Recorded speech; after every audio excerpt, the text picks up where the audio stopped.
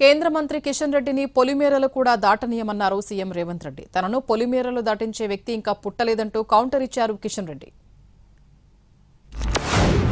మీకే మాటలు వచ్చనుకుంటున్నాం, మాకు మాటలతో పాటు చేతలు కూడా వచ్చు. కిషన్ రెడ్డి గారు 15 తారీఖు తర్వాత వడ్ల సేకరణ 75 లక్షల మెట్రిక్ టన్నులు అయిపోతాయి. ఆ తర్వాత నీ సంగతి చెప్తా.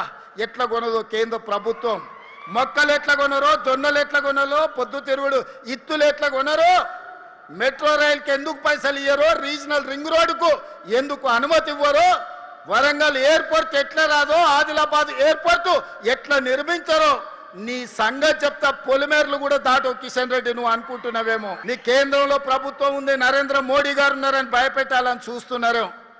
మర్యాద వరకు మర్యాద దాట మా సంగతి కూడా చూపిస్తాం.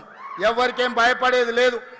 గుండు అరగుండు ఎవరెవరో ఏమేమో మాట్లాడుతున్నారు, చూస్తూనే ఎట్లెట్లా మాట్లాడుతున్నారు. నన్ను పొలిమేరలు దాటనివ్వను.